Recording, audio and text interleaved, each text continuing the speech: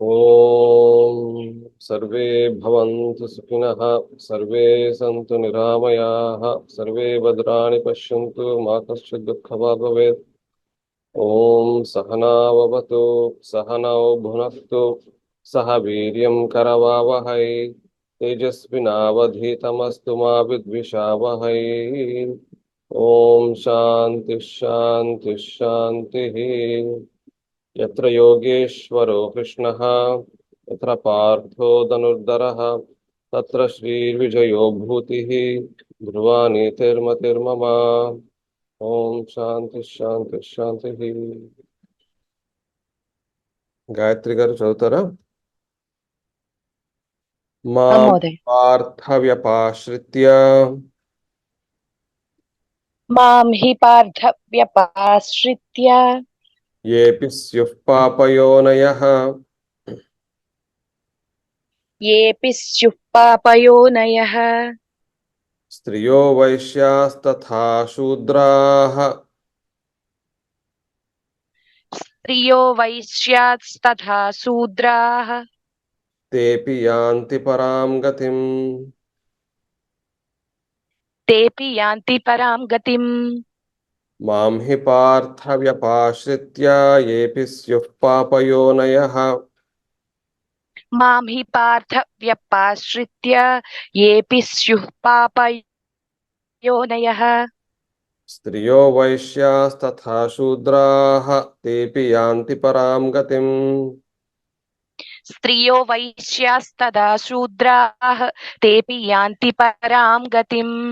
మాం హి పార్థ వ్యపాశ్రిత్య ఏపి స్యుః పాపయోనయః స్త్రియో వైశ్యాస్తథా శూద్రాః తేపి యాంతి పరాం గతిం. మాం హి పార్థ వ్యపాశ్రిత్య ఏపి స్యుః పాపయోనయః స్త్రియో వైశ్యాస్తథా శూద్రాః తేపి యాంతి పరాం గతిం. మాం పదవిభాగం. హి పా మాం హి పార్థ వ్యపాశ్రిత్య ఏ అపి స్యుః పాపయోనయః స్త్రియః వైశ్యాః తథా శూద్రాః తే అపి యాంతి పరాం గతిం.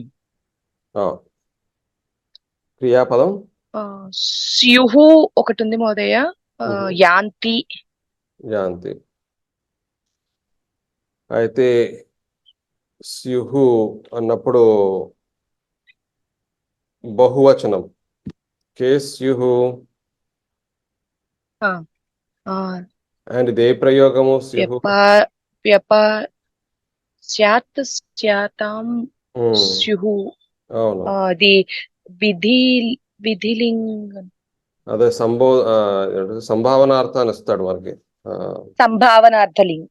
అవును. ఏ స్యుః ఏ పాపయోనయః స్యుః. పాపయోనయః. ఓకే. కిం కృత్వా వ్యపాశ్రిత్య మాం వ్యపాశ్రిత్య ఏ పాపయోనయః అపి స్యుః. సో ఎవరైతే వ్యపాశ్రిత్య, ఒకసారి చూద్దాం. వ్యపాశ్రిత్య అంటే స్పెషల్ గా ఆశ్రయించిన వారు. అవును, వ్యపాశ్రిత్య ఆశ్రయించి అని ఉంది అంతే. ఓకే. సో నన్ను ఆశ్రయించిన తరువాత, నన్ను ఆశ్రయించిన తరువాత వ్యపాశ్రిత్య ఎవరైతే పాపయోనయ పాపము అనేటటువంటి యోనిలో ఉన్నారో, లేకపోతే జన్మించి ఉన్నారంటే పాపం చాలా పాపములు చేసేసారు వాళ్ళు. స్యుః అని అన్నప్పుడు ఇక్కడ సంభావనార్థం కాబట్టి ఏ కాంటెక్స్ట్ లో అగుదురో. ఓకే, అగుదురో అని ఇచ్చాడు. ఉండి తీరుతారో. వారు, అలాగే స్త్రీలు, అలాగే వైశ్య కులజులు, అలాగే శూద్ర కులజులు, వీరు కూడా పరాంగతిని పొందుతారు అని చెప్పి అన్నాడు. ఇది ఆబ్వియస్లీ కాంట్రవర్షియల్ శ్లోకం. ఎక్కువగా మనకు ఈ శ్లోకం ఎక్కడెక్కడైతే వర్ణములు మెన్షన్ చేయబడి ఉంటాయో యూజువల్గా అవి అన్య మతస్థులకు లేకపోతే ఎవరైనా లోటుపాట్లు వెతికే వాళ్ళందరికీ కూడా ఇవి ఈజీ టార్గెట్స్. తప్పులేదు, ఒక విధంగా మనం కూడా ఆ క్రిటిసిజంకి తగ్గట్టుగా సత్యాన్వేషణ చేస్తున్నప్పుడు ఏంటి విషయము అనేది తెలుసుకోవడానికి ప్రయత్నం చేయాలి. ఇక్కడ ఒకలాగా చూడొచ్చు, అంటే పాపములు చేసినటువంటి పరమపాపిష్టులు వాళ్ళతో పాటుగా అదే శ్లోకంలోని కామా పెట్టేసి స్త్రీలను, వైశ్యులను, శూద్రులను అందరినీ కూడా కలిపారు అంటే వాళ్ళందరూ ఒక కేటగిరీలోకి వస్తారా అనేది ఒక ప్రశ్న మనం చూడాల్సిందే, తప్పదు. ఎందుకంటే తర్వాత శ్లోకంలోని అలా అయితే మరి బ్రాహ్మణులకు, క్షత్రియులకు వేరేగా చెప్పాలా అని వస్తుంది. ఇప్పుడు కాస్మిక్ తీరులో చూస్తే ఈక్వాలిటీ అనేది కొంతవరకు సమంజసంగాని అన్ఈక్వల్గానే సృష్టిలోని అన్ఈక్వల్గానే అన్నీ జరుగుతూ ఉంటాయి.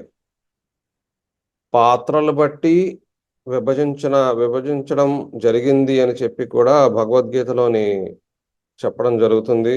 అలాగే మనకు తెలిసింది కదా, చాతుర్వర్ణ్యం మయా సృష్టం గుణ కర్మ విభాగశః అని చెప్పినప్పుడు 4 వర్ణాలను విభజించినది మయా సృష్టం, నా చేతే సృష్టింపబడ్డాయి. సో అందువలన ఇక్కడ సందేహం లేదు, భగవద్గీత అనుసారం 4 వర్ణములు మానవ రచన కాదు, భగవంతుని యొక్క రచనయే అని చెప్పి భగవద్గీత అనుసారం మనం తీసుకోవాలి. గుణ కర్మ విభాగశః, వాళ్ళ గుణములు అంటే ఏంటి? త్రిగుణములు, సత్వ రజస్తమో గుణాలు. ఆ 3 గుణాలు వాటి పాళ్లకు సంబంధించి ఆయా వర్ణము పొందడం జరుగుతుంది. అలాగే వారు చేపట్టేటటువంటి పనిని బట్టి అని అనుకోవచ్చు. లేదు, కర్మ సిద్ధాంతానుసారము ఈ కర్మ పని కాదు, కర్మని ఏదైతే మనం పొందుతూ వచ్చామో పూర్వజన్మలది అదంతా సేకరించుకుంటూ అది అని తీసుకున్నా పర్వాలేదు, అక్కడ అర్థం వస్తుంది. అది తీసుకోక్కర్లేదు ఇక్కడ, ఎందుకంటే త్రిగుణములు అనేది వాటి యొక్క పాళ్ళు దేని బట్టి ఆధారపడి ఈ జన్మలోని ఆ పాళ్ళు, ఆ పర్సంటేజ్, ఉదాహరణకి సత్వం 60%, రజోగుణము ఏదో 15%, తమో గుణము మిగిలిన 25% అనుకుందాం. అంటే ఆ కాంబినేషన్ ఎలా వచ్చింది ఈ జన్మకి? నాకు పూర్వజన్మలో వాసనలు బట్టి వచ్చింది అని అనుకోవచ్చు. సో అలాంటప్పుడు కర్మ అన్నప్పుడు గుణ కర్మ విభాగశ, కర్మ అన్నప్పుడు ఏ పనినైతే నేను చేపడుతున్నానో జాతి ఆధారంగా నేను తీసుకున్నటువంటి జన్మ, అలాగే ఆ ఇంట్లో కులము అంటే ఆ కుటుంబము కాబట్టి, కులము అంటే ఇక్కడ జాతిగా రాదు. కులము అన్నప్పుడు ఆ ఇంట్లో పుట్టాను, ఆ ఇంట్లో ఏ పనిని చేపడతారో ఆ పనిని నేను చేపడుతూ వస్తాను అని చెప్పి అక్కడ అర్థం వస్తుంది. సో అయితే ఇక్కడ అందుకే చూడాల్సినది ఏంటంటే, కర్మానుసారము ఈ జన్మ స్వీకరించినప్పుడు ఈ జన్మలోని నేను బ్రాహ్మణ పాత్ర స్వీకరించినంత మాత్రాన ప్రతి జన్మలోని నేను బ్రాహ్మణ పాత్ర స్వీకరిస్తానని అక్కడ రాసలేదు. ఆ తర్వాత జన్మ జంతు జన్మ ఎత్తచ్చు, ఆ తర్వాత జన్మ ఈ జన్మ పురుషుణ్ణి అయితే వచ్చే జన్మ స్త్రీ అవ్వచ్చు. ఇలా ఉంటాయి కాబట్టి ప్రిన్సిపల్ ఆఫ్ యావరేజెస్ బట్టి చూస్తే ప్రతి ఒక్కరికి కూడా ఏదో ఒక పాత్ర వస్తూ ఉంటుంది. సో పాత్రలు వచ్చినప్పుడు ఈ జన్మలోని ఈ పాత్ర వచ్చినప్పుడు ఆ పాత్ర కొన్ని ప్రివిలేజెస్ తోని ఉండొచ్చు పైకి కొన్ని పాత్రలు కష్టాలతో కూడినటువంటి పాత్రలు అయ్యే అవకాశాలు కూడా ఉంటాయి. మరి ఇలా చూసుకుంటే ఏమవుతుంది అంటే స్త్రీలు, వైశ్యులు, శూద్రులు అనేటటువంటి విషయానికి వచ్చినప్పుడు ఈ విభజన అవసరము లేదా ఉందా అంటే పొలిటికల్ కరెక్ట్నెస్ బట్టి చూస్తే ఇది కవర్ చేసేసుకుని పక్కన పెట్టేయచ్చు. కాదు, అలా కాకుండా ఈ విభజన అనే దానిని చూసేటటువంటి దృష్టికోణంతో మరీ ఇంకా డీటెయిల్స్లోకి వెళ్ళాలి అంటే జనరల్గా నా అబ్జర్వేషన్లోని పురుషుల కంటే స్త్రీల యొక్క జీవితం ఎక్కువ కష్టాలతో కూడి ఉంటుంది. అది కాకుండాను శూద్ర వర్ణానికి చెందినటువంటి వారు యూజువల్గా కళలు లేకపోతే వృత్తులని పోషిస్తూ ఉంటారు. వైశ్య కులానికి కులము అంటే ఆ ఇంట్లో అని అర్థం ఇక్కడ తీసుకోవాలి, లేదంటే వర్ణం అని తీసుకుందాం. వర్ణం అయితే బెటరు. వైశ్య వర్ణానికి అనగా ఇక్కడ ఇప్పుడు మనం ఒక విషయాన్ని నేను పూర్తిగా చెప్పలేదు. సో మామూలుగా అయితే వర్ణము దేని బట్టి ఆధారపడింది? నా యొక్క మానసిక స్థితిని బట్టి, నేను పుట్టినటువంటి కుటుంబ పరిస్థితుల బట్టి ఆధారపడింది. కాబట్టి నేను ఈ జన్మలోని స్వీకరించినటువంటి వైశ్య వర్ణమును తదనుగుణంగా నేను జన్మను కొనసాగిస్తాను. అది నా స్వధర్మము అవుతుంది. నా స్వధర్మము అయినప్పుడు నేను దానిని చిన్నచూపు చూడనప్పుడు, అలాగే శూద్రవర్ణంలో పుట్టినప్పుడు కూడా నేను దాన్ని స్వధర్మముగా నేను స్వీకరించినప్పుడు దాన్ని చిన్నచూపు చూపించు. ఇక్కడ సమస్య నేను చిన్నచూపు చూపించడం కాదు, చుట్టుపక్కల వాళ్ళు అనగా అగ్రవర్ణానికి చెందినటువంటి వాళ్ళు చిన్నచూపు చూపించడం అనేది మనకు సామాజిక సమస్యగా అయ్యింది. అలాగే స్త్రీలను కూడా తక్కువగా చేసి చూడడము అనేది కూడాను సామాజిక సమస్య అయి ఉండింది. కాబట్టి అది చూసేటటువంటి వాడి లోపము కాబట్టి వాడు పాపము చేసినట్లు లెక్క. వాడి బలహీనత, వాడి యొక్క అహంకారము, వాడి యొక్క ప్రవర్తనకి తగ్గట్లుగాను వాడు కర్మ అనుభవించాల్సిందే. వచ్చే జన్మలో వాడు ఏదో ఒకటి ఖచ్చితంగా అధమ స్థితిని పొందుతాడే గాని వాడిని దృష్టిలో పెట్టుకుని మనము ఆత్మవిశ్వాసాన్ని కోల్పోకూడదు. అనగా ఆ పాత్రని ఈ జన్మలోని స్వీకరించినటువంటి ఒక స్త్రీ, వైశ్య కులజుడు, శూద్ర కులజుడు అనేటటువంటి వారు వారి స్వధర్మానుసారము వారు చక్కగా వారి పాత్రని పోషించుకుంటూ వెళ్ళిపోవాల్సిందే. వెళితే ఇప్పుడు మీరు చూడాల్సింది తే అపి యాంతి పరాంగతిం. ఇప్పుడు ఆ మాట ఎందుకు పెట్టాడు ఇక్కడ? అపి అని అన్నాడు అంటే కారణం ఏంటి? అపి తీసేస్తే తే యాంతి పరాంగతిం.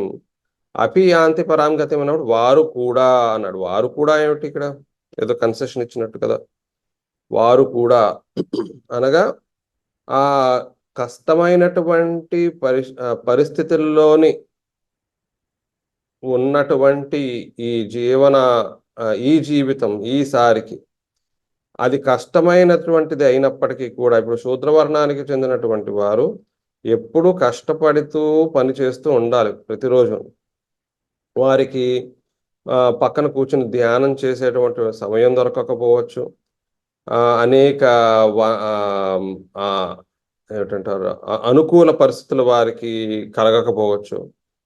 అయినప్పటికీ వారు పరమాత్మ యొక్క తత్వమును తెలుసుకుని, వీరు ఎవరైనా సరే కూడా పరమాత్మ యొక్క తత్వం తెలుసుకుని సర్వదా అందులోనే వాళ్ళు ఒక నిష్కామకర్మ భావంతోనో ఒక స్థితప్రజ్ఞతతోనో దేంతోనైతే వారు దానిని అనుసరిస్తారో ఖచ్చితంగా ఇప్పుడు యాంతి పరాం గతిం అనేది తీసుకున్నప్పుడు అసలు ఏ పాత్రలో పుట్టాను అనే విషయాన్ని పక్కకి పెట్టి అందరికీ కూడాను ఒకటే అవకాశం, ఒకలాంటి అవకాశమే కల్పించడం జరుగుతోంది ఇక్కడ అని ఇక్కడ మనం తెలుసుకోవాలి. ఇన్క్లూడింగ్ పాపములు చేసినటువంటి వారు, ఇక్కడ వారిని పక్కన పెట్టడానికి లేదు. మనం పూర్వం కూడా చూసాం, ఎంత పాపము చేసినటువంటి వాడైనా, పరమ పాపిష్టి వాడైనా సరే కూడా జ్ఞానం అనే నౌక ద్వారా నదిని దాటి, అజ్ఞానం అనేటటువంటి నదిని దాటి మోక్షము పొందగలడు. అందుకు మనం పదే పదే ఇక్కడ చూడాల్సినది, పాపులు అనేటటువంటి వారిని ఎక్కడ పక్కన పెట్టడానికి లేదు. మన సనాతన ధర్మం అనేది కేవలం జ్ఞానులకు మాత్రమే కాదు.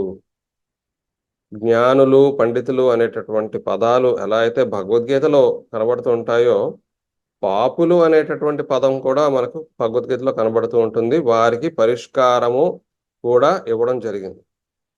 అందువలన పాపులు కూడా పరాం గతిం యాంతి, పాపయోనయః అపి పరాం గతిం యాంతి. అన్ని బహువచనాల్లో కూడా ఉన్నాయి. మీరు చూస్తే ఏకవచనంలో పోనీ అది వేరేగా పెడితే అనుకోవచ్చు. ఇక్కడ వాక్యానుసారం, వ్యాకరణానుసారం పాపములు చేసినటువంటి వారు, స్త్రీలు, వైశ్యులు, శూద్రులు అనగా ఏ పాత్ర తీసుకున్నప్పటికీ కూడా, ఏ పాత్ర అనుకూల పరిస్థితుల్లో లేనటువంటి పాత్రలు స్వీకరించినప్పటికీ కూడా వారు జ్ఞానమనే నౌక ద్వారా, లేదంటే ధర్మమును అనుసరిస్తూ, లేదు అంటే ఆత్మవిద్యను తెలుసుకుని దానిని పూర్తిగా వారు ఉపయోగిస్తూ ఉంటే ఖచ్చితంగా వాళ్ళందరూ కూడా, ఎవరైనా సరే కూడా, ఎవరైనా అని చెప్పాలి, ఎవరైనా సరే కూడా పరమగతిని పొందుతారు. ఇది నేను దీనిని అర్థం చేసుకుని మీకు చెప్పగలిగేటటువంటి విషయము. మీరెవరైనా ఏదైనా మీ అభిప్రాయాలు షేర్ చేస్తారు అంటే చేయొచ్చు.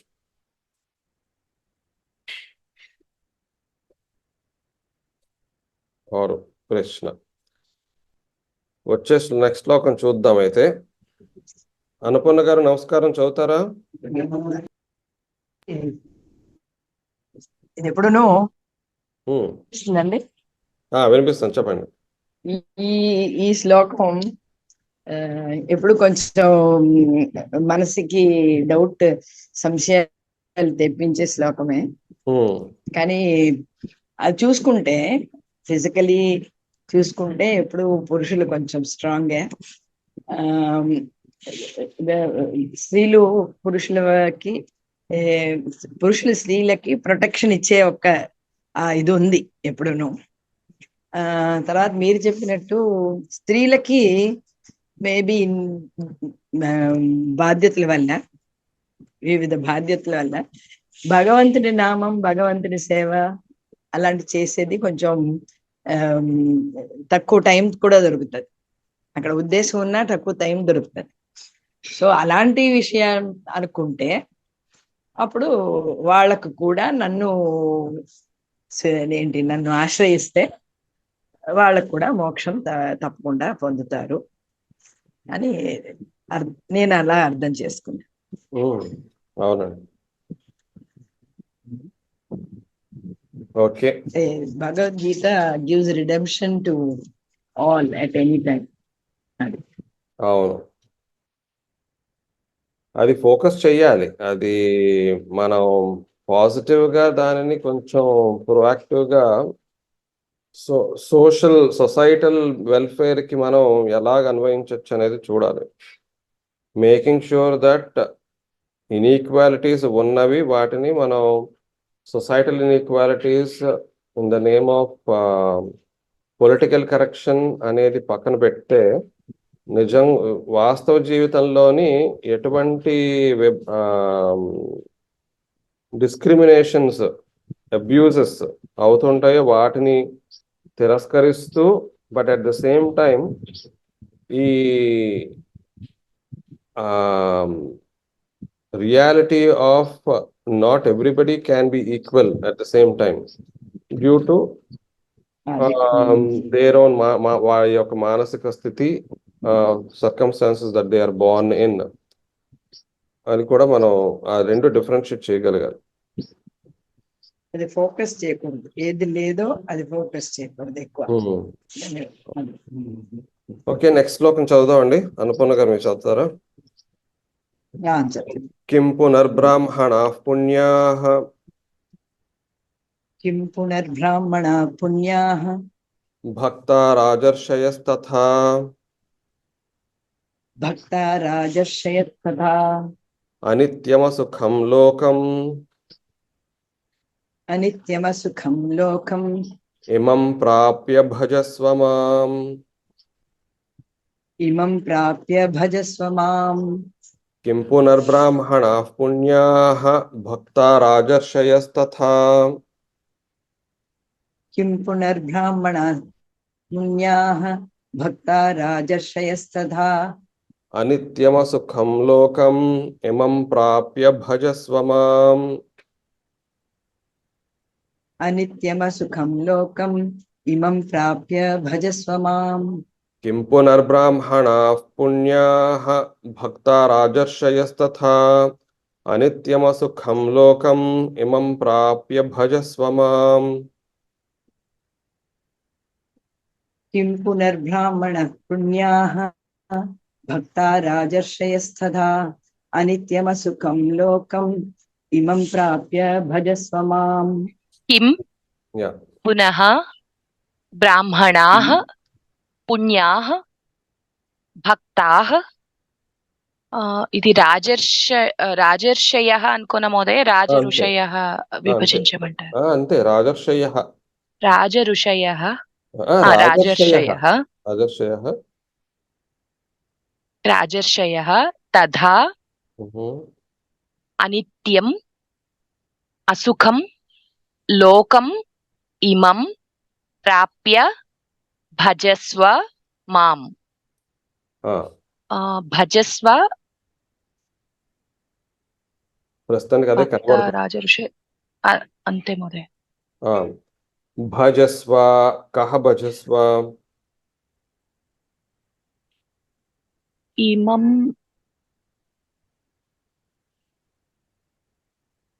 త్వం భజస్వ. త్వం భజస్వ, వందస్వ, భజస్వ. అది వందతాం వందే అంతే కదా, లోట్ ఆత్మనేపది వందేయాత వందస్వ అలా వస్తుంది. అవును. సో వందేయతాం వందధ్వం. అవును, వందధ్వం. వందై వందావహై వందామహై అంతే కదా, వందామహై అంతే మోదయ. త్వం భజస్వ, త్వం కం భజస్వ? మాం. మాం భజస్వ. కిం ప్రాప్య? ఇమం ప్రాప్య. ఇమం లోకం. ఇమం అనిత్యం అసుఖం లోకం ప్రాప్య మాం భజస్వ.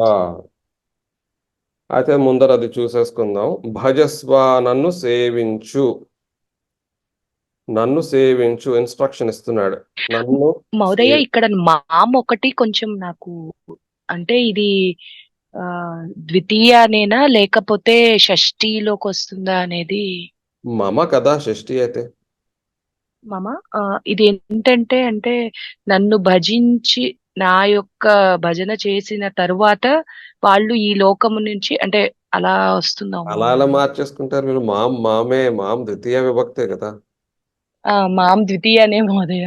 అంతే, మమ కాదు, అక్కడ మమ రాసలేదు కదా. మమ లేదు మహోదయ. మమ అయితే షష్ఠి. ఇక్కడ మామే, నన్ను నన్ను భజించు. నన్ను, ఓకే, నన్ను భజించు, అది ఒక వాక్యం. త్వం మాం భజస్వ అయిపోయింది అక్కడ. కిం కృత్వా ప్రాప్య అలా వస్తుంది. అయితే ఫస్ట్ నన్ను నువ్వు సేవించు, ఏం చేసిన తరువాత? పొందిన తరువాత. ప్రాప్య, ఏమి పొందిన తరువాత? ఇది. ఏమిటి ఇది? లోకము. ఏ లోకము? అనిత్యమైనటువంటి లోకము, సుఖము లేనటువంటి లోకము. అంటే ఇక్కడ ఏమని ఇచ్చారంటే commentaries లో కూడాను 2 రకాలు ఇచ్చారు. ఈ శరీరము నువ్వేదైతే స్వీకరించావో ఇది అనిత్యమైనటువంటి శరీరమే కదా. అంటే వెంటనే సమయాన్ని వృధా చేయకుండా నువ్వు దీనిని వినియోగించుకుని నన్ను సేవిస్తూ ఉత్తమ గతిని పొందాలి. లేదు అంటే లోకం అన్నప్పుడు ఈ భూమికి సంబంధించినటువంటి అన్నీను. ఈ భూమి పొందావు అంటే అర్థం ఊరికే ఏదో జడ పదార్థంగా పొందలేదు కదా, ఒక శరీరాన్ని ధరించే పొందాను. సో అక్కడ ఇన్ఫర్డ్, శరీరం అనేది అప్పుడు ఇన్ఫర్డ్. సో ఈ భూమిపై పుట్టావు కాబట్టి నువ్వు టైం వేస్ట్ చేయడానికి లేదు. వృథా చేయకుండా ఈ అవకాశాన్ని చేజార్చుకోకుండా ఆదిశంకర్లో చెప్పినట్లుగా బహునాం జన్మనామంతే, అది బహునాం జన్మ కాదు, ఏమిటది, అనేక జన్మలలో నరజన్మ దుర్లభం అని వస్తుంది కదా. సరే, అది శ్లోకం కరెక్ట్గా గుర్తురాట్లేదు. సో అనేక జన్మలలోని నరజన్మ అనేది దుర్లభం. అలాంటిది పొందావు అంటే నువ్వు అసలు చేజార్చుకోకూడదు అవకాశాన్ని అని అక్కడ చెప్తున్నాడు. అయితే పై వాక్యము ఇందాక శ్లోకానికి సంబంధించినటువంటిది పూర్తి చేద్దాం. అయితే పాపయోనులు, స్త్రీలు, వైశ్యులు, శూద్రులు అనేటటువంటి వారు అందరికీ కష్టమైనటువంటి జీవితాలు ఇచ్చినప్పటికీ, లేకపోతే వారి పరిస్థితులు అనుకూలించనప్పటికీ వారు నన్ను శరణు కోరితే ఖచ్చితంగా నన్ను పొందుతారు. అలాంటప్పుడు మీకేం పోయే రోగం అన్నట్లుగా కూడా తీసుకోవచ్చు గాయత్రి ఒకసారి. అలాంటప్పుడు మీకు అనగా బ్రాహ్మణులకు, క్షత్రియులకు మంచి అవకాశము ఇవ్వబడింది, మంచి అనుకూలమైనటువంటి జన్మలు ఇవ్వబడ్డాయి. మరి ఇంకా వాళ్ళకి చెప్పేటటువంటిది ఇంకేం లేదే. అనుకూలమైనటువంటి పరిస్థితులు కల్పించినప్పుడు ఖచ్చితంగా వినియోగించుకోవలసినదే. ఖచ్చితంగా వస్తుంది అనట్లేదు ఇక్కడ, ఖచ్చితంగా వినియోగించుకోవలసినదే. ఇప్పుడు ఇలా లింక్ చేసి చూడండి. సో నేను అదే అంటూ ఉంటాను, ఒకరికి ఉత్తమమైనటువంటి జన్మ ఇవ్వబడింది అనుకోండి ఈసారి, అది ప్రివిలేజా బాధ్యత? అది ప్రివిలేజ్ కాదు. ప్రివిలేజ్ అంటే వాడు ఏం చేస్తాడు, తగలేసుకుంటాడు. ఆ ప్రివిలేజ్ అనగా పోర్షు కారు కొని ఎవరినో గుద్దేసి అలా అయిందో మనకి ఇన్సిడెంట్. అలాగా వాటిని ఏం చేయాలో, ఆ ప్రివిలేజ్ని ఏం చేయాలో తెలియక వాడు దుర్గతిని పొందుతాడు. కానీ నీకు ప్రివిలేజ్ ఇచ్చినది నువ్వు సులభంగా నన్ను చేరడానికి అనే విషయాన్ని నువ్వు మర్చిపోతున్నావు. సో అందువలన నీకు బ్రాహ్మణ జన్మ, అలాగే రాజులకు ఇవ్వబడినటువంటి అనుకూలమైనటువంటి పరిస్థితులు ఉంటే ఇంకా చెప్పనే అక్కర్లేదు. వారికి ఖచ్చితంగా సులభమైనటువంటి అవకాశం. ఇప్పుడు అలా అన్వయిస్తే ఆ తర్వాత లైన్ మనకి బాగా అర్థమవుతుంది. అందువలన ఈ అనిత్యమైనటువంటి, దుఃఖభరితమైనటువంటి ఈ లోకములోని నువ్వు ఈసారి అవకాశము పొందిన తరువాత నన్ను ఖచ్చితంగా నువ్వు సేవించవలసినదే అని ఇక్కడ అర్థం చేసుకోవాలి. ఓకే. ప్రవీణ్ గారు తర్వాత శ్లోకం చదువుతారా? మహోదయ. మన్మనాభవ మద్భక్తః మన్మనాభవ మద్భక్తః మద్యాజీ మాం నమస్కురు మద్యాజీ మాం నమస్కురు మామే వైశ్యసి యుక్త్వైవం మామే వైశ్యసి యుక్త్వైవం ఆత్మానం మత్పరాయణః ఆత్మానం మత్పరాయణః మత్పరాయణః మత్పరాయణః మన్మనాభవ మద్భక్తః మద్యాజీ మాం నమస్కురు మన్మనాభవ మద్భక్తః మద్యాజీ మాం నమస్కురు మామే వైశ్యసి యుక్త్వైవం ఆత్మానం మత్పరాయణః మామే వైశ్యసి యుక్త్వైవం ఆత్మానం మత్పరాయణః మన్మనాభవ మద్భక్తః మద్యాజీ మాం నమస్కురు మామే వైశ్యసి యుక్త్వైవం ఆత్మానం మత్పరాయణః మన్మనాభవ మద్భక్తః మద్యాజీ మాం నమస్కురు మామే వైశ్యసి యుక్త్వైవం ఆత్మానం మత్పరాయణః. గాయత్రి గారు. మత్ మనాహ మత్ మనాహ ఉహు, భవ మత్ భక్తః ఉహు, మత్ యాజీ మాం నమస్కురు ఉహు. మాం ఏవ ఏష్యసి యుక్త్వా యుక్త్వా ఏవం ఆత్మానం మత్ పరాయణః. ఉహు. క్రియాపదం ఇక్కడ ఏష్యసి ఒకటి ఉంది మహోదయ. నమస్కురు ఉహు, యాజీ ఉహు. కాదు. యాజీ అనేది ఎలా తీసుకోవాలో తెలియలేదు మహోదయ. భవ మూడోది క్రియాపదం. త్వం భవ. ఇక్కడ ఉంది భవ. ఆ, మత్ మనా భవ. సో అది ప్రథమ విభక్తిగానే తీసుకోవాలి మనం. మత్ మనా భవ, త్వం మత్మనా భవ, త్వం మద్భక్తః భవ, త్వం మద్యాజీ భవ, త్వం మత్పరాయణః భవ. అవును. ఓకే. అయితే నాయందు మనస్సుని లగ్నం చేసినటువంటి వాడవు అవ్వు. నువ్వు నాయందు మనస్సును లగ్నం చేసినటువంటి వాడవు అవ్వు. అంటే సులభమైన ట్రాన్స్లేషన్ చేసుకుంటే డైరెక్ట్ ట్రాన్స్లేషన్ బదులు నా భక్తుడవు అవ్వు. యాజీ నన్ను అంటే యజ్ఞము చేసినటువంటి అర్థం వస్తుందేమో యాజీ అంటే. ఒకసారి ఎగ్జాక్ట్ మీనింగ్ చూద్దాం.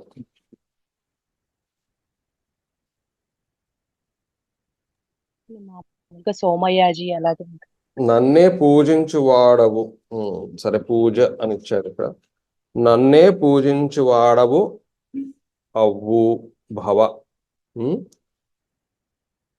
అవి చేయడం ఒకటైతే త్వం మాం నమస్కురు రెండో వాక్యం. సో ముందరి వాక్యం అంతే. మత్పరాయణ కూడా ఉంది కానీ తర్వాత చూద్దాం. సో ముందర అది అవ్వు, మనసుని లగ్నం చేయి, నన్ను నా యందు భక్తి గలవాడవు అవ్వు, నన్ను పూజించువాడవు అవ్వు. అలాగే త్వం మాం నమస్కురు, నువ్వు నన్ను నమస్కరించుము అన్నాడు. నమస్కరించడం అనేది మనకు మామూలుగా అందరం నమస్కరిస్తూ ఉంటాము. అందులో పెద్ద విషయం ఏముంది ఇక్కడ శ్లోకంలో రాయడానికి అంటే ఇక్కడ పెద్ద వివరణ ఏమి ఇవ్వలేదు. సరే, నన్ను నమస్కరించు. మోదయ యాజీ అనే శబ్దము అది అంటే మామూలుగా మనం యజతి అలా తీసుకుంటాం కదా, అంటే అది ఏ రూపమో కూడా తెలియదు. ఆ ఒక్కటి అవ్వచ్చండి ఇక్కడ. మన్మన, మద్భక్త, మద్యాజి మూడు కూడాను బహుశా సమాస పదాలే అవ్వాలి.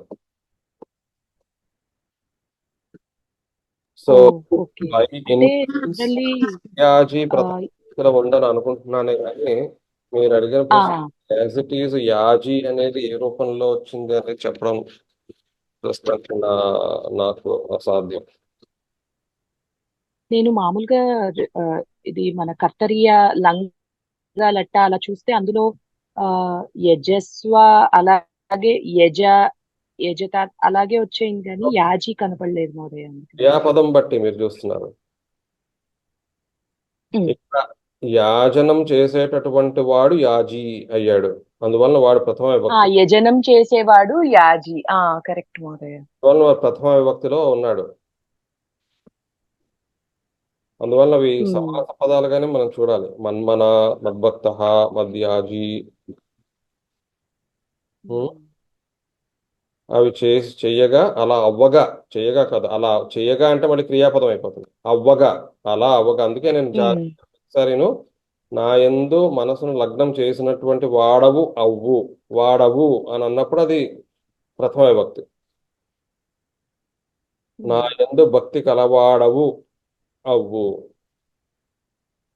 నన్ను పూజించు వాడవు అవ్వు. సో అలా చేసి నన్ను నమస్కరించు, త్వం మాం నమస్కురు.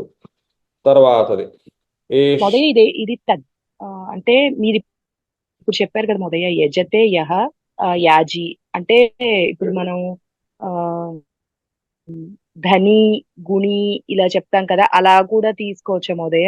యజతే యహ యాజీ తద్దిత పదాల్లాగా. వ్యాకరణ పాండిత్యం మరి నాకు అంతంత మాత్రమే అది. ఓకే మోదయ, అంటే భవకి క్లియర్ అయిపోయింది ఇదే. భవ క్లియర్ గా మనకు క్రియాపదం. భవ క్రియాపదం ఇక్కడ. మద్యాజీ మట్టుకు మీకు క్రియాపదం కానే కాదు. మాం ఏవ ఏష్యసి యుక్త్వా ఏవం ఆత్మానం మత్పరాయణః. మళ్ళీ కూడా ఏష్యసి ఇచ్చాడు కాబట్టి త్వం పెట్టుకోవాలి. త్వం త్వం ఏష్యసి, మాం ఏవ ఏష్యసి. నన్ను మాత్రమే చేరుతావు, పొందుతావు. నన్ను మాత్రమే ఏష్యసి అంటే ఇక్కడ ఏమనిచ్చాడంటే అధిగమిష్యసి, నన్ను మాత్రమే చేరుతావు. యుక్త్వా, యుక్త్వా ఏవం ఆత్మానం మత్పరాయణః. సో నువ్వు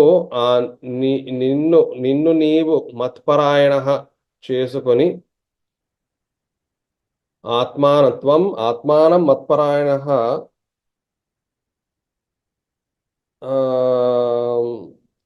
ఆత్మానం యుక్త్వా, క్షమించాలి. త్వం ఆత్మానం యుక్త్వా, నిన్ను నువ్వు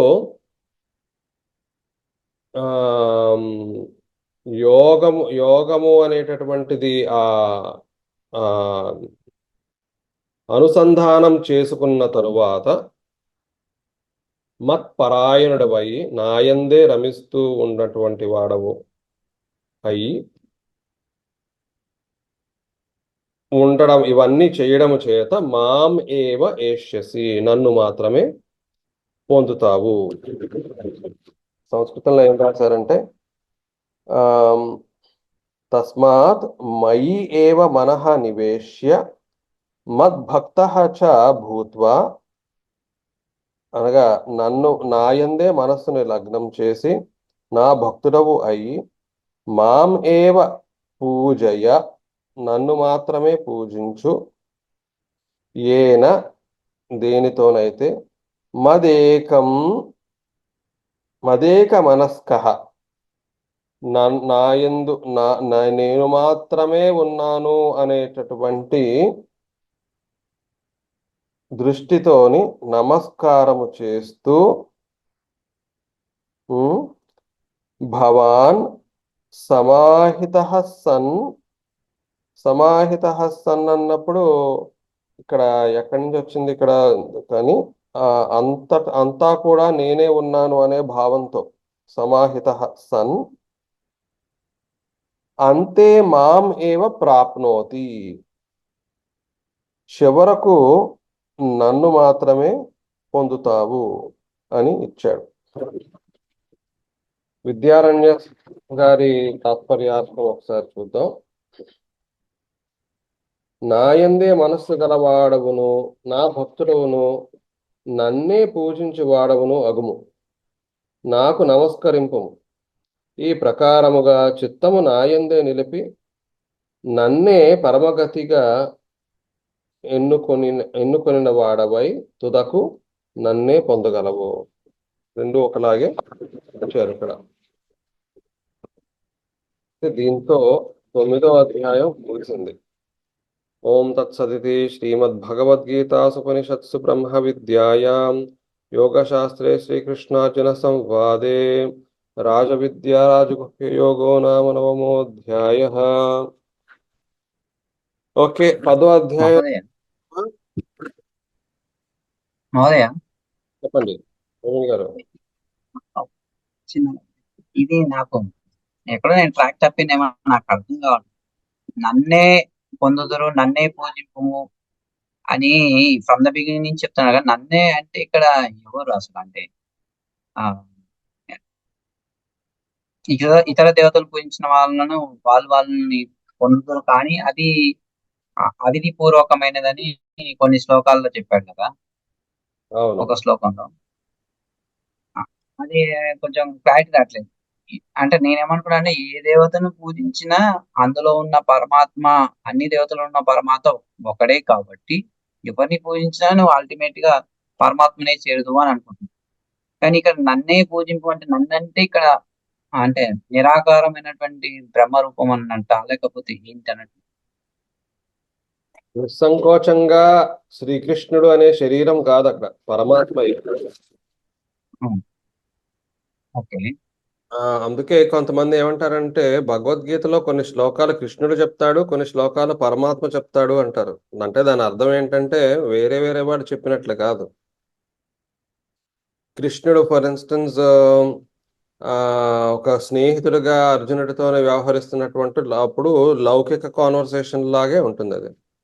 ఎప్పుడైతే దాన్ని అధిగమించి కాస్మిక్ కాన్వర్సేషన్ చేస్తాడో అదంతా పరమాత్మ చేస్తున్నాడు. ఓకే. ఇక్కడ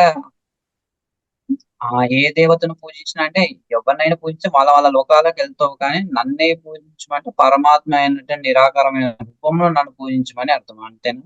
నిస్సందేహంగా, అలా అర్థం చేసుకోవాలా? సందేహంగా అది చాలా ఓకే. ముఖ్యమైనటువంటి అవగాహన.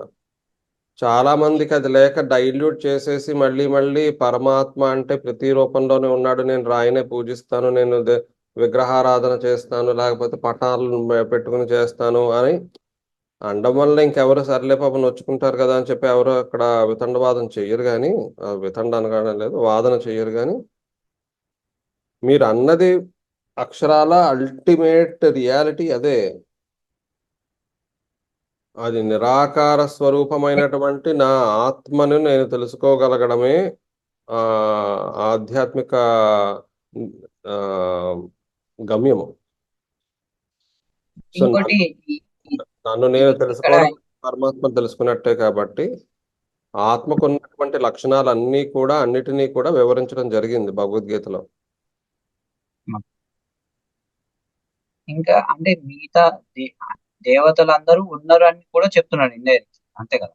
దేవతలు ఉన్నారని చెప్తున్నాడు. దేవతలు ఉన్నారని ఖచ్చితంగా చెప్పడం జరిగింది. దేవతల స్థానం కూడా చెప్పడం జరిగింది. దేవతలకు ఈ సృష్టిలోని వారి స్థానం ఏంటి అనేది కూడా చెప్పడం జరిగింది.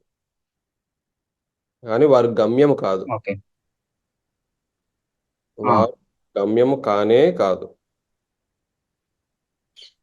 వారు ఓకే. నిజంగా చెప్పాలంటే కాండ్యూటులు కూడా కాదు, వారు మార్గము కూడా కాదు. కానీ ఎవరైతే మార్గముగా హ్మ్. వారిని స్వీకరిస్తారో, సరేలే మీరు అది చేస్తారంటే నేను అది కల్పిస్తాను అంటున్నాడు అని అంటాడు కూడా. హ్మ్. కొంతమంది వాళ్ళ దేవతలను పూజిస్తూ వారినే పొందుదామని ఆశపడేటటువంటి వారికి ఆ స్థితిని నేనే కల్పిస్తున్నాను అంటాడు. ఏం చేస్తాడు పాపం మొండిగేసి కూర్చుంటే? హ్మ్. సో హ్మ్. దేవతలు గమ్యము కాదు, మార్గము కాదు. వారు కేవలం మన శ్రేయోభిలాషులు మాత్రమే. వారికి సృష్టిలో ఉన్నటువంటి ఆ వ్యవహారంలోని కొన్ని పాత్రలు ఇవ్వబడ్డాయి మాత్రమే. సృష్టి హ్మ్. వ్యవహారానికి సంబంధించినటువంటి పాత్రలు ఇవ్వబడ్డాయి. వారిని మనం గౌరవిస్తాం, వారిని మనం గుర్తిస్తాం, వారికి సహకరిస్తాం. వారితో పాటుగా మనం ఈ సృష్టిని సరైనటువంటి ధర్మ మార్గంలో నడిచేటటువంటి ప్రయత్నంలో వారిని మనం పోషిస్తే వారు మనని పోషిస్తూ ఉంటారు. ఇది పరస్పర సంబంధం. ఇది అంతా భగవద్గీతలో నేర్పించింది. అది. మనం కొత్తగా ఇది ఇన్వెంట్ చేయక్కర్లే కూడాను. అంత చక్కగా అన్ని వివరాలు ఇచ్చాడు. సో ద ఓకే అమ్మా. రిలేషన్ బిట్వీన్ పరమాత్మ అండ్ దేవత is the same as relation between పరమాత్మ అండ్ మానవ. దేవతలకు కూడా వారు వారికి మోక్షం అనేది కలుగుతుంది, కలగాలి కూడాను. వారు ఏ ప్రయత్నాలు చేస్తారో మానవులు అవే ప్రయత్నాలు చేస్తారు. యా. బాగుంది, మంచి ప్రశ్న, థ్యాంక్ యూ. అయితే 10వ అధ్యాయంలోకి వెళ్దామా? యా. ఓం శ్రీ పరమాత్మనే నమః. అథ 10మోऽధ్యాయః విభూతియోగః. సునీత గారు చదువుతారా?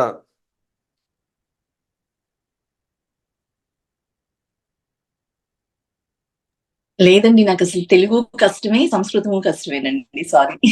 కానీ వినడం మాత్రం చాలా ఎంజాయ్ ఎంత చేస్తుందండి. ప్రయత్నం చేయండి చూద్దాం. శ్రీ భగవాన్ కష్టమే, కొంచెం అలవాటు అయిన తర్వాత ట్రై చేస్తాను మళ్ళీ.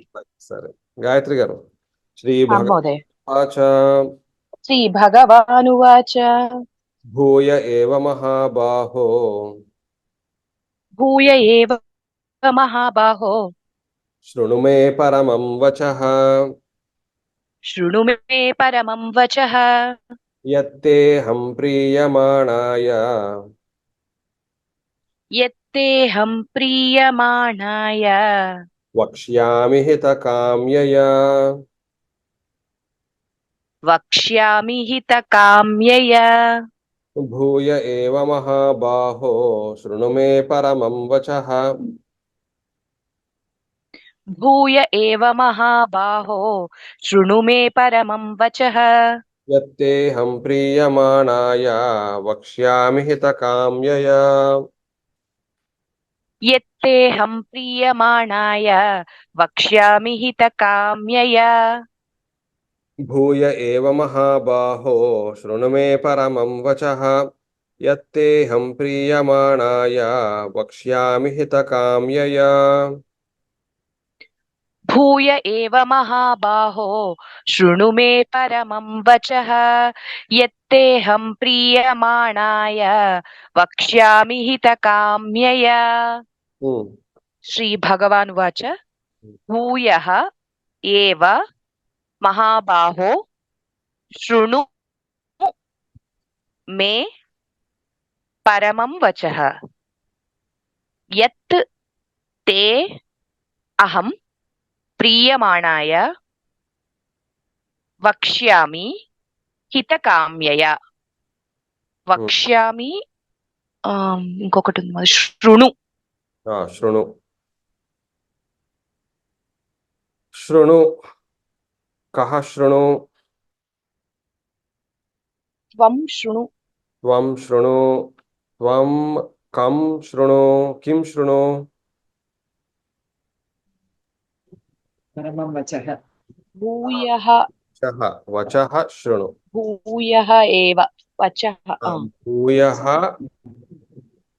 వచః పరమం 3 వస్తాయి కాబట్టి వచః శృణు ముందర నా వచనం విను.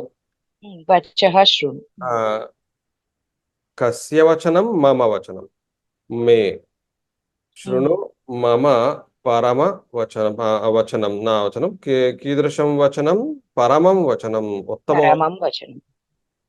అత్యుత్తమమైనటువంటి దానిని మించినటువంటిది ఇంకొకటి లేదు. భూయః మరల విను. మరల విను హే మహాబాహో. తర్వాతది వక్ష్యామి. అహం వక్ష్యామి. అహం వక్ష్యామి అక్కడ అహం కూడా ఇచ్చాడు. యత్ తే అహం వక్ష్యామి. కస్మై వక్ష్యామి. తే తుభ్యం తే తుభ్యం ప్రియమాణాయ తుభ్యం వక్ష్యామి. ప్రియమాణాయ తుభ్యం. కయా కామ్యయ. కామ్యయా దేనితోని ఏ ఉద్దేశముతోని నీకు హితము కోరి నేను ప్రియమాణాయ అనేది చూద్దాం ఒకసారి దాని అర్థం. నీకు నేను చెప్పబోతున్నాను. వక్ష్యామి చెప్పబోతున్నాను. అయితే ఇక్కడ ఏమిటి చూద్దాం అనుకున్నాం? హితకామ్య హితము ఉద్దేశముతో ప్రియమాణాయ. నా ప్రియమాణ శత్రుషాణ. కరెక్ట్, బాగానే చెప్పారు. కరెక్ట్, అవునవును. అలా వచ్చిందంటారా? ప్రియమాణాయ అలా వచ్చి మరి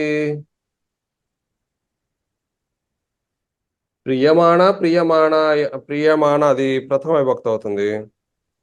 అయితే ప్రియమాణాయ అన్నప్పుడు చతుర్థి. అది చతుర్థి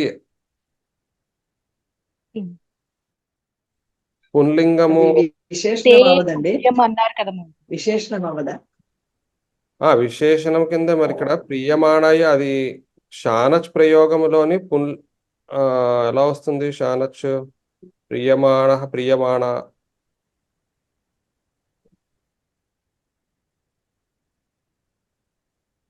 ప్రియమాణాయ అయితే ప్రియమాణ ఉంది కదా మహోదయ. ప్రియతే కదా మహోదయ, అందుకని ప్రియమాణ. ప్రియమాణ. సో అది చతుర్థి విభక్తి ప్రియమాణాయ. ప్రియమాణాయ తే. అది చతుర్థి విభక్తి ప్రియమాణాయ. సో దాని అర్థం ఏమిచ్చాడంటే నా మాటచే సంతసించుచున్న. సో నా మాటలకు ఎవరైతే నువ్వు సంతుష్టుడు అవుతున్నావో నీకు, నా మాటలకి సంతుష్టుడు అయినటువంటి నీకు నేను హితము కోరి నీకు చెప్పబోతున్నాను. నీవు నాకు ప్రియమైన వాడివే అని అనుకుంటూ అని అనుకోవాలా మోదయ? కాదుగా, ప్రియమాణాయ అన్నప్పుడు చతుర్థి అయినప్పుడు దానికి ఇక్కడ అంటే ఇక్కడ నేను అందుకే అర్థం చదివేశాను. ఇక్కడ ప్రియమాణాయ అన్నప్పుడు ఏంటంటే నా పలుకులకు నువ్వు సంతసించుచున్న, నా పలుకులకు సంతసించుచున్నటువంటి వాడవైన నీకు అని వస్తుంది. సంస్కృతం పుస్తకంలో కూడా చూద్దాం ఒకసారి. ప్రియమాణాయ సంతుష్యతే అని ఇచ్చాడు ఇక్కడ కూడా. సో అలాగే తీసుకోవాలి. సో అతడు ప్రియమాణ, ఫస్ట్ ప్రియమాణ చూద్దాం. ప్రియమాణ అనేటటువంటి వాడు అతని పరమాత్మ యొక్క వచనములను విని సంతుష్టుడవుతున్నటువంటి వాడు. ప్రియమాణాయ అతనికి నీకు బేసికలీ నీకు తుభ్యం నీకు నేను హితము కోరి నీకు చెప్పబోతున్నాను. అన్నపూర్ణ గారు, నమే విదుస్సుర గణాః न मे विदुःसुरगणाः ప్రభవం న మహర్షయః प्रभवं न महर्षयः అహమాదిర్హి దేవానాం अहमादिर्हि देवानां మహర్షీణాం చ సర్వశః महर्षीणां च सर्वशः న మే విదుస్సురగణాః ప్రభవం న మహర్షయః అహమాదిర్హి न मे దేవానాం క్షమించాలి न मे विदुसुरगणाः प्रभवं न महर्षयः అహమాదిర్హి अहमादिर्हि దేవానాం देवानां महर्षीणां च सर्वशः న మే విదుస్సురగణాః చదవనండి. ప్రభవం న మహర్షయః అహమాదిర్హి దేవానాం మహర్షీణాం చ సర్వశః न मे विदुसुरगणाः प्रभवं न महर्षयः अहमादिर्हि देवानां महर्षीणां च सर्वशः మే న మే విదుః సురగణాః ప్రభవం న మహర్షయః అహం ఆదిః హి దేవానాం మహర్షీణాం చ సర్వశః. న విదుః ఒకటి కనపడింది మాధుర్య. అవును న విదుః కే న విదుః సురగణాః సురగణాః న విదుః పునః కే న విదుః మహర్షయః మహర్షయః మహర్షయః సురగణాః చ న విదుః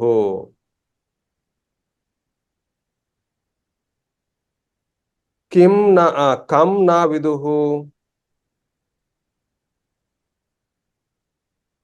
ప్రభవం న విదుః ప్రభవం ప్రభవం కస్య ప్రభవం న విదుః మే మమ మమ ప్రభవం న విదుః విదుః తెలుసుకొనుట న విదుః తెలుసుకోలేకపోవుట తెలుసుకోలేకున్నారు ఎవరు తెలుసుకోలేకున్నారు సూరులు దేవతలు తెలుసుకోలేకున్నారు మరి ఇంకెవరు తెలుసుకోలేకున్నారు మహర్షులు కూడా తెలుసుకోలేకున్నారు ఏమి తెలుసుకోలేకున్నారు ప్రభావం అనగా నా యొక్క ఆది ప్రభావం అనగా ఇక్కడ ఆది అని ఇచ్చాడు ప్రభావం ఒకసారి చూసేద్దాం ఉత్పత్తిని నా యొక్క అనగా ఇక్కడ అవతార రహస్యమును లేక ప్రభావమును అని ఇచ్చారు ఉత్పత్తి రహస్యములు ఉత్పత్తి కారణములు సంస్కృతం దాంట్లో ఏమి ఇచ్చారో కూడా చూద్దాం ప్రభావం ఉత్పత్తి స్థానము తెలుసుకోలేకుంటున్నారు అనగా బేసికలీ దానికి సంబంధించినవన్నీ ఉత్పత్తి అవ్వడము ఎక్కడ నుంచి ఉత్పత్తి దేని నుంచి ఉత్పత్తి అసలు ఉత్పత్తి అయ్యాడా లేదా ఇవన్నీ కూడాను ఏది కూడా తెలుసుకోలేకున్నారు మరి ఇంకా మహర్షులు అంత తపస్సు చేసి ఏం సాధించారనంటే ఎలా అయితే ఈ ప్రశ్న మనం వేసుకోవాలి ఎందుకంటే నాకు దేవుడు తెలిసాడు ఇతడే అసలైన దేవుడు అని చెప్పి అన్య మతస్థులు అంటూ ఉంటారు కదా మరి ఇంత తపస్సు చేసి మహర్షులకి తెలియలేదంటున్నారేంటి సో ఎలాగ మరి అర్థం చేసుకోవాలి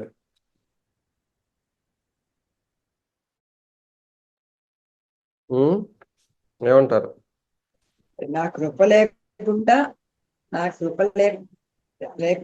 లేకపోతే వాళ్ళకి కూడా తెలియదు అది సరే బానే ఉంది నేను ఇక్కడ అడిగేది ఏంటంటే ఇప్పుడు మొన్న వీడియో చూసాను నేను ప్రపంచంలోని వాళ్ళు డిక్లేర్ చేస్తున్నది నిజమైన మతాలు మిగతావన్నీ కూడా బూటకాలు అని చెప్పి వారు ప్రకటించేటటువంటి దైవమే నిజమైన దైవము అని వాళ్ళు తెలుసుకోగలిగారు తెలుసుకోగలిగారు. ఇంకా అది ఖచ్చితంగా వాళ్ళు విశ్వసిస్తున్నారు. అంత చక్కగా వాళ్ళు నిజమైన దైవంని తెలుసుకోగలిగినప్పుడు మహర్షులకి తెలియలేకపోవడం ఏంటి? ఎంత తపస్సు చేసి మహర్షులకి ఏమాత్రం తెలియట్లేదు ఏమిటి మరి? వాళ్ళు చెప్పింది సరే, వాళ్ళు చెప్పుకుంటారు, అది పెద్ద మనం సీరియస్ గా తీసుకోక్కర్లేదు. అయ్యో భలేవారే, కాకపోతే సీరియస్ గా చాలా మంది సీరియస్ గా తీసుకోవడం వల్లే మతం మారుతున్నారే. భలేవారే. అది సరే, అది సరే, సో చెప్పింది ఇక్కడ వింటే అలాగే మారుతారు. ఇక్కడ కాకపోతే ఆ అంటే తపస్సు ఎంత దానికి అనన్యం అంటే ఇక్కడ మేబీ రీజన్ మోదయ, ఇది కొంచెం డిఫికల్ట్ గా అర్థం చేసుకోవడానికి మంది కొంచెం టీడియస్ గా అనిపించి ప్రాసెస్ ఆఫ్ అటైన్మెంట్, అంటే మనిషి ఎత్కోపి మానవ ఏదో ఒక లాభం లేకుండా ఏది చెయ్యరు అన్నట్టు సింప్లిఫైడ్ వేలో, సింప్లిఫైడ్ టాస్క్ లో ఈజియెస్ట్, అంటే నాకు ఇది వచ్చేస్తుంది, నాకు ఇది కావాలి అని ఏది ఈజియెస్ట్ టాస్క్ అవుతుందో అది వాళ్ళు సెలెక్ట్ చేసుకుంటున్నారేమో. బికాజ్ రోజు లేచి ఒక యోగా చేసి ఒక మెడిటేషన్ చేసి నన్ను పొందడమును, రోజు చక్కగా భోంచేసేసి చేసేసి ప్రశాంతంగా కూర్చుని ఎప్పుడో టైం కుదిరినప్పుడు అప్పుడు పొందుతున్నామని వాళ్ళు చెప్పారు కదా. సో ఈజియెస్ట్ మోడ్ ని మేబీ హ్యూమన్ బ్రెయిన్ యాక్సెప్ట్ చేసుకుంటుందేమో. యా, అదొకటైతే రెండోది మహర్షుల టార్గెట్ చాలా వేరు. వాళ్ళు PhD, super PhD, double PhD, triple పిహెచ్డీలు గట్రా గట్రా చూస్తారు వాళ్ళు. సో ఇది భగవద్గీతలోనే కాకుండా మహర్షులు కూడా, దేవతలు కూడా అనేక సందర్భాలలోని వెరివాడ నాకే అర్థం అవ్వలేదు ఈ సృష్టి తీరు గాని, అసలు భగవంతుడు ఎవరు అనేవన్నీ కూడాను నాకే తెలియట్లేదు, నీకేం లెక్క అన్నట్లుగా చెప్పిన సందర్భాలు అనేకం. మహర్షులు అంటూ ఉంటారు, దేవతలు అంటుంటారు. ఇక్కడ అందుకే మనం చాలా క్లియర్గా తెలుసుకోవాల్సినది ఏంటంటే, వీరు సత్యమును ఆచరిస్తున్నారు. ఎంత తెలుసునో అంతనే ప్రకటిస్తున్నారు వాళ్ళు. మిగిలినది ఇంకా తెలుసుకోవాల్సినది ఉందని చెప్పి రీసెర్చ్ పద్ధతిలోనే వారు మాట్లాడుతున్నారు.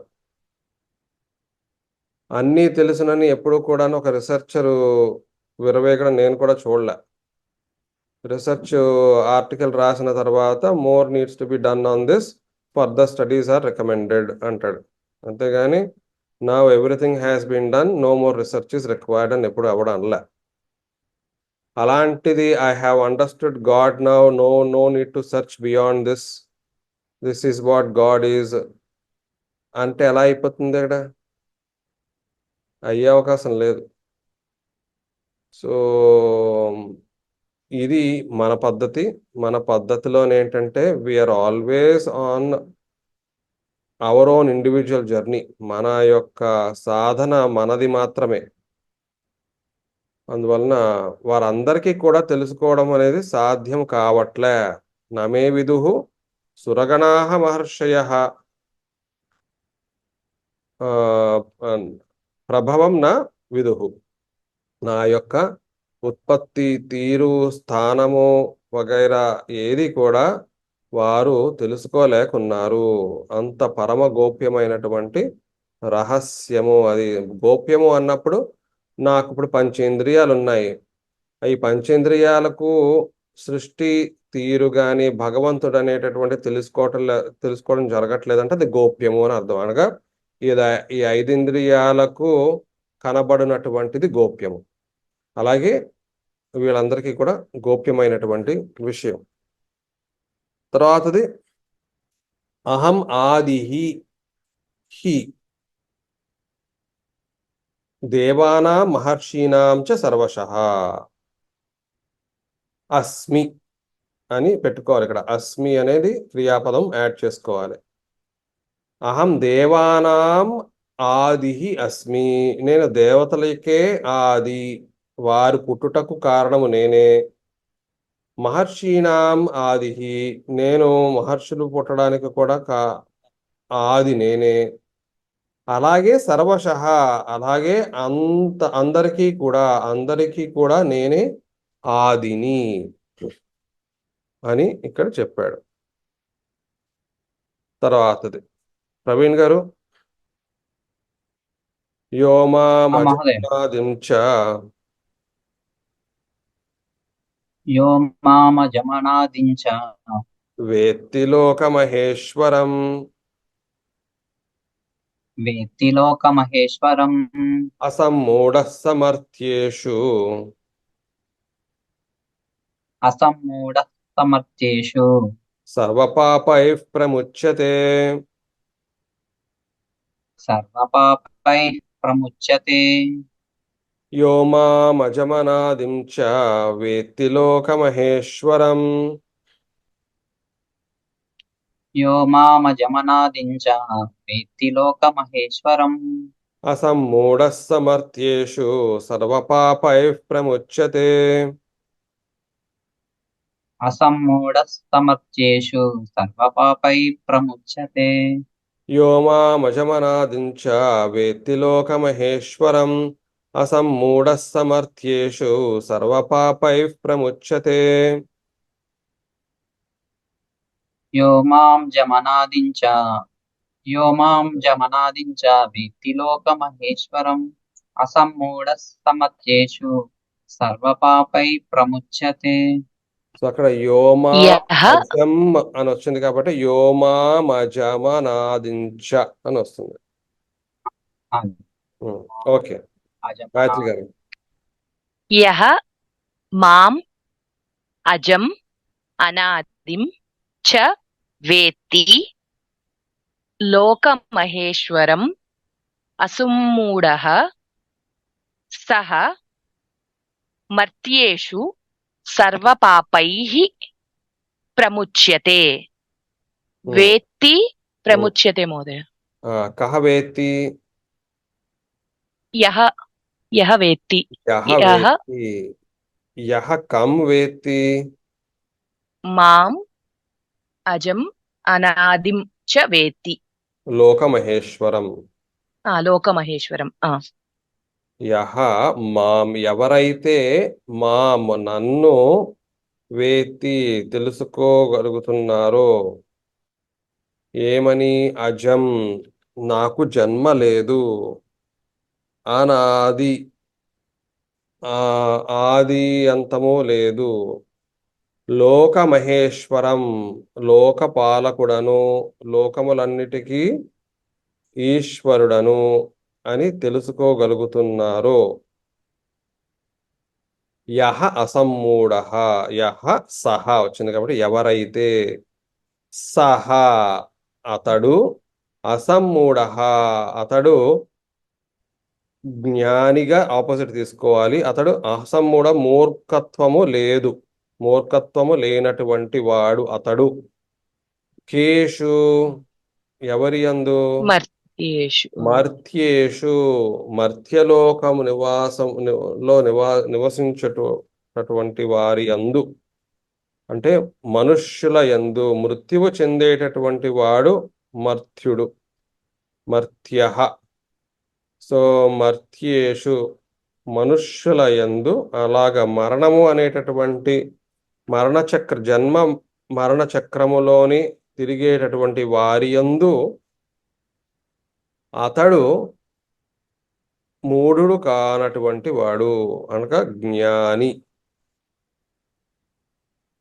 సహ ప్రముచ్యతే కైః ప్రముచ్యతే సర్వపాపైః సర్వ పాపముల సర్వపాపైః నుండి అని వస్తుందంటే తెలుగులోని పంచమిలో నుండి పంచమి పెట్టుకోవాలి మహోదయ. పెట్టుకోవాలి. కానీ మరి భాషకి మార్పులు ఉంటాయి కాబట్టి ఇక్కడ సర్వ పాపములతో అని వచ్చింది డైరెక్ట్ ట్రాన్స్లేషన్. సర్వ పాపములతో తో వచ్చింది. అని వచ్చింది కాబట్టి కానీ సర్వ పాపముల నుండి అంటే అతడు పాపములతో విముక్తుడవుతాడు. సర్వ నుండి. పాపముల నుండి విముక్తి పొందుతాడు.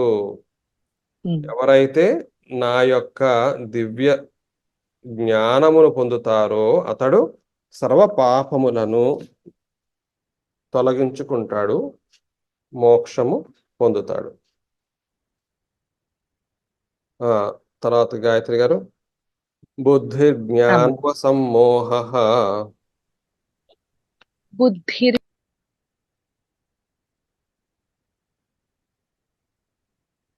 హలో, నా మాట వినబడుతుందా? హలో ఆ, మహోదయ వినపడుతోంది మహోదయ. బుద్ధిర్జ్ఞానమసమ్మోహః బుద్ధిర్జ్ఞానమసమ్మోహః క్షమా సత్యం దమః శమః క్షమా సత్యం దమః శమః సుఖం దుఃఖం భవో భావః సుఖం దుఃఖం భవో భావః భయం చ భయమేవ చ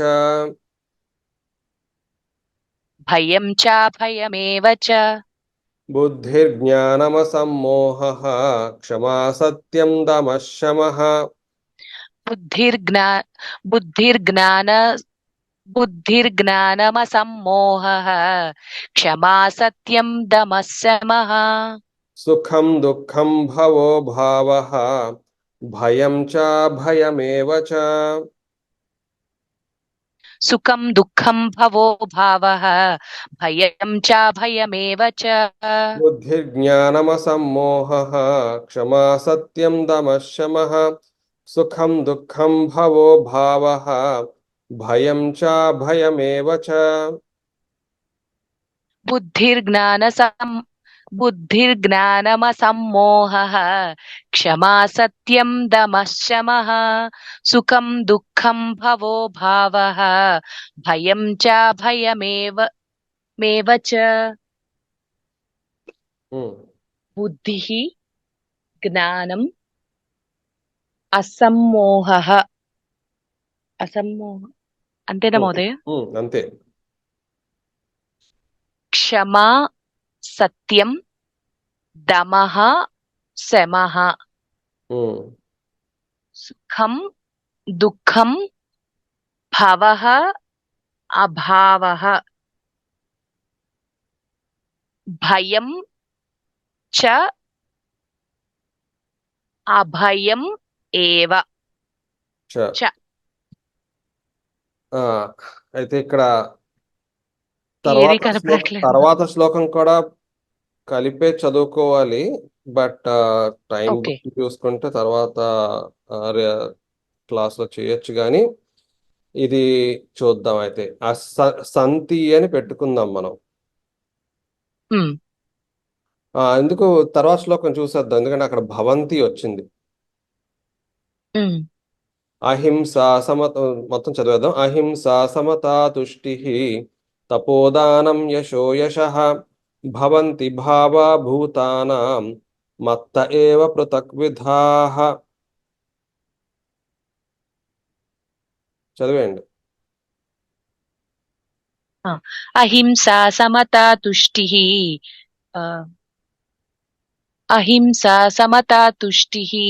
ఒక్కసారి ఇది తపః దానం యశో యశః భవంతి భావా భూతానాం మత్త ఏవ పృథగ్విధాః. సో అక్కడ కూడా అహింస సమతా తుష్టి అహింస తపః దానం యశః అయశః. అహింసా సమతా తుష్టిః తపః దానం యశః అయశః భవంతి భావా భూతానాం మత్తః ఏవ పృథగ్ భావాః భావాః భూతానాం మత్తః ఏవ పృథగ్విదాః.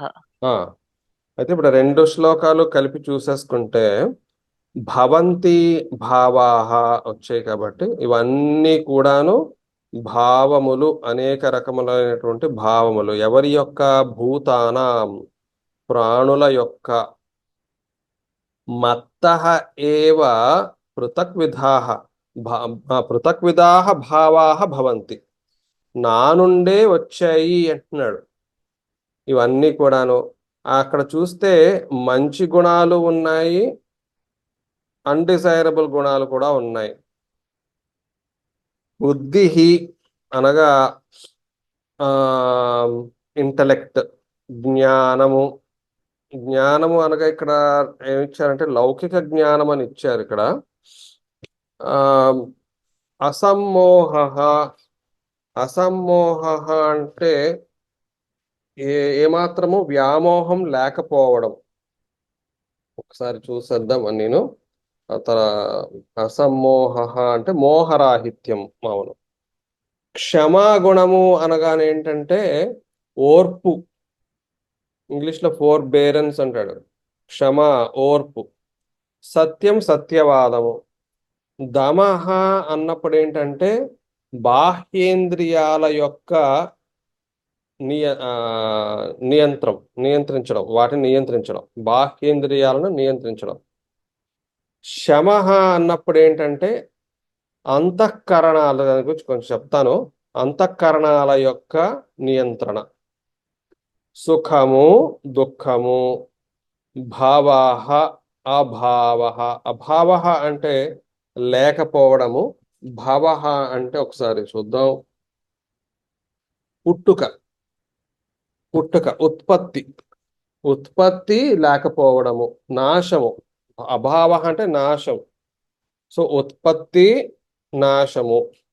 భయము, అభయము. భయము మనకి తెలిసినదే. అభయాన్ని ఇక్కడ ఇంకే విధంగా ఇచ్చారు? అంతే, భయం లేకపోవుట అని అన్నారు అంతే. భయం దేని వల్ల లేకపోవడం అనేది అంటే నేను ఎప్పుడైతే ఆత్మజ్ఞానాన్ని పొందుతానో అది వేరే విషయం. తర్వాతది అహింస, సమత. సమత అన్నప్పుడు అందరినీ సమదృష్టితో చూడడం. తుష్టి, సంతోషము. తపహ. తపహ అంటే చక్కటి ఆ వివరణ ఇచ్చాడు ఇక్కడ సంస్కృత పుస్తకంలో. అదేమంటే విశిష్టమైనటువంటి శరీర పీడనం అని రాశాడు. ఇప్పుడు మనకి ఎలా అర్థం చేసుకోవచ్చు అంటే తపస్సు చేసేటటువంటి వాడు శరీరాన్ని కష్టపెడతాడు. సో విశిష్టమైనటువంటి శరీర పీడనంట అనగా ఆ శరీరాన్ని ఆ విధంగా ఏదో కొంచెం ఇబ్బందులు పడి, అందుకే నుంచుని తపస్సు చేస్తూ ఉంటారు. లేకపోతే రకరకాల ఏవి ఆహారం తీసుకోకుండా చేస్తూ ఉంటారు, ఏవో చేస్తారు కదా, అవన్నీ తపస్సు. దానము, ఉన్న వస్తువులు అర్పించడం ఇంకొకళ్ళకి. యశః, అయశః. సో ఇలా చూస్తే కొన్ని డిజైరబుల్వి ఉన్నాయి, కొన్ని అన్డిజైరబుల్వి ఇక్కడ ఉన్నాయి. ఏవైనప్పటికీ కూడా ఈ భావములు అన్నీ కూడాను భూతముల యొక్క భావములు, ప్రాణుల యొక్క భావములు, వేరు వేరు రకములు. ఇవన్నీ కూడా నా నుండే ఉద్భవిస్తున్నాయి అంటున్నాడు. నా వలననే కలుగుచున్నాయి అని ఇక్కడ ఆ విద్యా ప్రకాశానందగిరి గారి దాంట్లోని ఉన్నది. సో మళ్ళీ ఏంటవి? బుద్ధి, జ్ఞానము, మోహరాహిత్యము, ఓర్పు, సత్యము. బాహ్యేంద్రియములు అంటే మనకు తెలిసినవే కదా, పంచ కర్మేంద్రియాలు, పంచ జ్ఞానేంద్రియాలు, మొత్తం కలిపి 10. వాటి నియంత్రణ అంటే అనగా ఏంటంటే చూసిన వస్తువుల మీద వ్యామోహము, వినడానికి గాసిప్ వినడానికి వ్యామోహము, నోటికి అంతులేనటువంటి జిహ్వ చాపల్యము, ఇలాగ రకరకాలవన్నీ uncontrolled use of sense organs. కాబట్టి వాటిని నియంత్రించడం, వాటిని సరైన మార్గంలో పెట్టడం. శమః అన్నప్పుడు ఏంటంటే అంతఃకరణాలు. మనకేంటి అంతఃకరణాలు? మనసు, బుద్ధి, అహంకారము, చిత్తము. మనస్సుని నియంత్రించడం. అహంకారము అనేది నియంత్రించడం అంటే ఏమీ లేదు, నేను వేరు మిగతాదంతా వేరు అనే భావం బదులు అంతా ఒకటే, నేను అంతటిలోని కలిసి ఉన్నాను అన్నట్లుగా ఒక భావం ఏదో రావడం. చిత్తము కాస్మిక్ అవేర్నెస్, నాలెడ్జ్ అందాం దాన్ని. బుద్ధి అనేది అందరికి చాలా అవసరమైనటువంటిది. బుద్ధిని సమంగా మనం నియంత్రిస్తే ఈ అనేక ఇంద్రియాలను మనం దారిలో పెట్టగలుగుతాం, మనస్సుని కూడా సరైన మార్గంలో పెట్టగలుగుతాం. కాబట్టి దానిని నియంత్రించడం అత్యంత అవసరం. సో ఇలాగా మిగతావన్నీ పెద్దగా ఎక్స్ప్లెనేషన్ ఇవ్వక్కర్లేదు. ఇవన్నీ కూడాను అనేక విధములైనటువంటి భావములు భూతముల యందు ఉండడానికి అసలు కారణము నేనే. నా ద్వారానే అవన్నీ కూడా కలుగుతున్నాయి అని చెప్పి అన్నాడు ఇక్కడ. ప్రస్తుతానికి అక్కడితో ముగిద్దాం. మహోదయ, మత్తః అనేది ఏ శబ్దం మహోదయ? మత్తహ అంటే మరి పంచమిగానే తీసుకోవాలి కదా. మత్తహ నా నుండి. మతః అని కదా వస్తుంది. మత్తః. అవును అవును. మత్ చూద్దాం.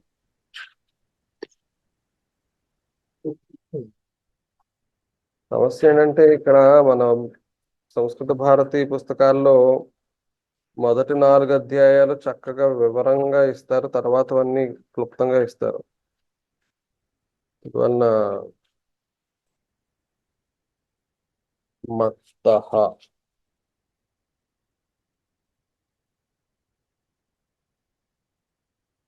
మీకు కనబడిందా? లేదు మహోదయ. ఈశ్వరాత్ అందుకనే అంటే అంటే మామూలుగా మత్తహ ఈశ్వరాత్ ఏవ అన్నాడు, పంచమిలోనే ఇచ్చారు. మత్తహ ఏవ ఈశ్వరాత్ ఏవ, ఈశ్వరుని నుండి. ఇందాక ఆ శబ్దం వెతుకుతుంటే మమ మతౌ మతః అలా తీసుకున్నా మతః మతః అని వస్తుంది. మత్తః ఎలా వచ్చింది అంటే తసిల్ తీసుకోవాలి మోదయ. పంచమి తసిల్ లాగా. అహమకితే మనకి అస్మత్ అయినా వస్తుంది పంచమి, ప్రథమ విభక్తి. తసిల్ ప్రత్యయం. అహంకి అహంకి అహం ఆవామయం అహం ఆవం అస్మత్తే కదా వస్తుంది. మహ్యం అస్మతే వస్తుంది మోదయ. మహ్యం సో మత్తహ అనేది ప్రయోగము, వేరే ప్రయోగం అంటున్నారు మీరు. మత్ మత్ మత్ అదే ఇప్పుడు అక్కడ మత్ అనే వస్తుంది మరి. ఇప్పుడు మత్ ప్లస్ తహ మత్తహ అయి ఉంటుందండి. ఇప్పుడు వృక్షతహ వచ్చింది కదా, ఏమో నాకు తెలియదు. వృక్షాత్ ఉంటుంది, అలాగా మత్తహ వచ్చింది. వృక్షాత్ వృక్షతః ఉంటుంది. మత్ అనేది పంచమి విభక్తి ఏకవచనమేమో అహంకి. అవును మహోదయ. సో అలాగే వృక్షతహ అన్నట్లుగా మత్తహ ఉన్నట్టుంది. ఓకే. సరే, మీకు ఇవన్నీ హోంవర్క్, మీరు పిహెచ్డి స్టూడెంట్, మీరు ఇవన్నీ హోంవర్క్ చేయండి, మరి మాకు చెప్పాలి మరి. అయ్యో అదే ఇక్కడ స్టార్టింగ్ స్టూడెంట్ మోదయ్య, ఏమీ అర్థం కాకే అడుగుతూ. అవును కరెక్టే, కానీ నేను వ్యాకరణం మీద ఎక్కువగా నేను పట్టు సాధించలేదు కాబట్టి నేను మీకు ఎక్కువ చెప్పలేను దాని మీద. ఉన్నది ఇప్పుడు భగవద్గీతకి మనకి సరిపడా చేస్తున్నాము. మత్తహ అనేది నాకు అంతకన్నా వివరం తెలియదు. సరే, ఇంకెవరైనా ఏదైనా చెప్పాల్సిందంటే సరే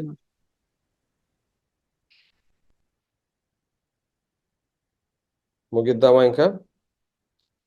సరే అయితే, సర్వే భవంతు సుఖినః, సర్వే సంతు నిరామయాః, సర్వే భద్రాణి పశ్యంతు, మా కశ్చిత్ దుఃఖభాగ్ భవేత్. ఓం శాంతి శాంతి శాంతి. వచ్చే వారం కూడా ప్రయాణంలో ఉండొచ్చు నేను, బట్ ప్రయత్నిస్తాను క్లాస్ చేయడానికి. ఏ విషయం ఓకే మీకు మహోదయ. చెప్తాను. ధన్యవాదాలు మహోదయ. ఓకే, ఉంటాను. నమస్కారం. ధన్యవాదాలు.